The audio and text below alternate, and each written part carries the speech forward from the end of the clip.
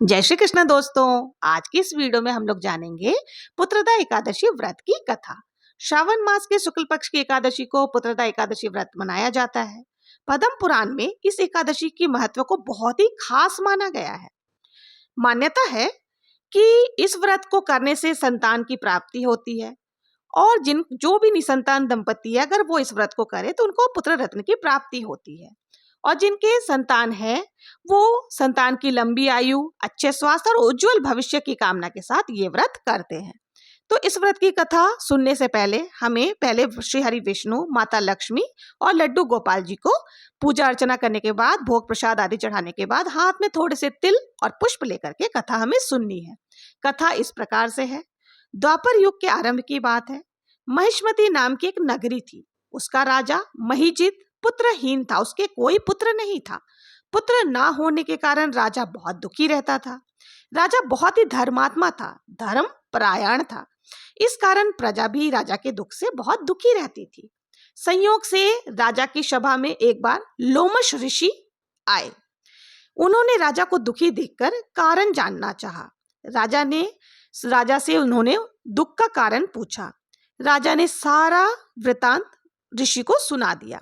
सारा वृतांत ज्ञात होने के बाद ऋषि ने कहा कि हे राजा, इस जन्म में आप बहुत ही धर्मपरायण वो प्रजा से पुत्रवत प्यार व पालन करने वाले हैं, किंतु पूर्व जन्म में आप एक वैश्य थे। सामान खरीदने बेचने गांव-गांव भटकते थे। एक बार आपने निर्जला एकादशी को खाना पीना न प्राप्त होने के कारण व्रत कर लिया था। उसी व्रत के प्रभाव के कारण इस जन्म में आप राजा बने, किंतु एक एकादशी ऐसी भी थी जिस दिन आपको प्यास लगी थी। प्यास की अधिकता से त्रस्त होकर उस जलाशय में पहले से ही एक गाय माता पानी पी रही थी। आपने उनको हटाकर स्वयं पानी पी लिया। गौ माता क्रोधित हो गई और उन्हीं के श्राप से आप इस जन्म में पुत्रहीन हैं। अब आप श्रावण मास के शुक्ल पक्ष की जो पुत्रदा एकादशी आएगी, उस दिन आपको व्रत करना है और द्वादशी को विष्णु पूजन, ब्राह्मण भोजन व दान पुण्य आपको करना है। समस्त प्रजा भी व्रत करे और अपना पुण्य संकल्प आपको देवे तो आपको पुत्र की प्राप्ति अवश्य ही होगी। राजा व प्रजा ने विधि विधान से विष्णु पूजन किया, व्रत किया, वो रात्रि जागरण करके द्वादश को ब्राह्मणों को भोजन कराया, गौओं का दान किया, वस्त्र दान किया, स्वर्ण दान किया। प्रजा ने भी अपना पुण्य राजा को संकल्प करके दिया। तत्पश्चात राजा के एक पुत्र की प्राप्ति हुई। राजा इस लोक के सुखों को भोगकर स्वर्ग लोक को गए। इस व्रत की कथा व महात्म्य को पढ़ने व सुनने व हुकारा बनने वाले समस्त पापों से मुक्ति मिल जाती है। अब आइए जान लेते हैं पुत्रदा एकादशी व्रत की दूसरी कथा। दूसरी कथा इस प्रकार से है। भद्रवती नगरी में सुकेतुमान नामक राजा राज्य करते थे। उनके कोई पुत्र नहीं था। उनकी रानी का नाम चंपा था। वो दोनों सदैव वंशधर पुत्र न होने के कारण चिंता में डूबे रहते थे। राजा के पितर उनके दिए हुए जल को गर्म करके पीते थे और सोचा करते थे कि इसके बाद हमें कौन पिंड देगा। इधर राजा भी राज्य वैभव से संतुष्ट न था। उसका एकमात्र कारण पुत्रहीन होना था। वो विचार करता था कि मेरे मरने पर मुझे कौन पिंड दान करेगा। बिना पुत्र के पितरों और देवताओं से ऋण नहीं हो सकते थे। जिस घर में पुत्र न हो वहां सदैव अंधेरा ही रहता है। इसलिए मुझे पुत्र की उत्पत्ति के लिए प्रयत्न करना चाहिए। पूर्व जन्म के कर्मों से ही इस जन्म में पुत्र और धन मिलते हैं। इस तरह राजा दिन रात चिंता में लगा रहता था। एक दिन राजा घोड़े पर सवार होकर बिना किसी को बताए वन में चले गए। वन में पक्षियों और वृक्षों को देखने लगे। हाथी अपने बच्चों और हथनियों के बीच में घूम रहे थे। उन्हें बहुत ही आनंद महसूस हुआ। राजा सोच विचार में लग गए। राजा प्यास के कारण अत्यंत बेचैन होने लगा और पानी की तलाश में आगे बढ़ा। कुछ ही आगे जाने पर उन्हें एक सरोवर मिला। उस सरोवर के चारों तरफ मुनियों का आश्रम था। उस समय राजा के दाहिने अंग फड़कने लगे। राजा मन ही मन प्रसन्न होकर सरोवर के किनारे बैठे हुए मुनियों को देखकर घोड़े से उतरे और उन्हें दंडवत प्रणाम किया। उनके सम्मुख जाकर बैठ गए। राजा को देखकर मुनीश्वर बोले, हे राजन, हम तुमसे अत्यंत प्रसन्न हैं।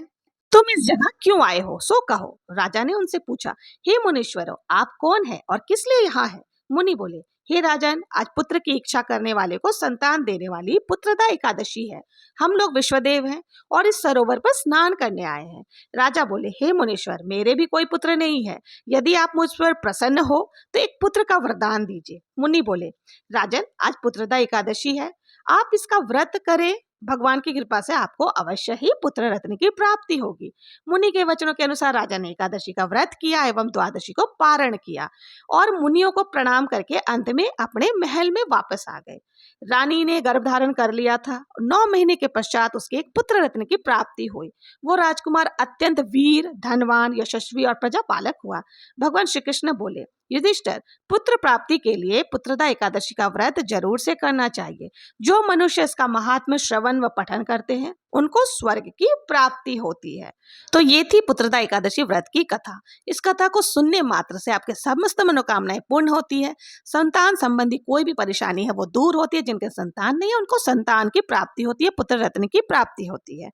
तो अगर आपको पुत्रदा एकादशी व्रत की पूजा विधि जाननी है तो मेरे चैनल पर आपको वो भी मिल जाएंगे कि पुत्रदा एकादशी व्रत की पूजा किस प्रकार से करते हैं, कैसे करते हैं और पुत्रदा एकादशी व्रत में कौन कौन सी पूजन सामग्री लगती है। तो आप मेरे चैनल पर जाकर के देख सकते हैं।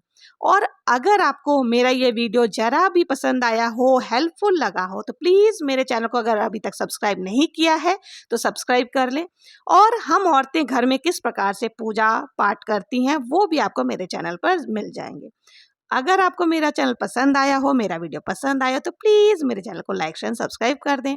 जय श्री कृष्णा। ओम श्री हरि विष्णु।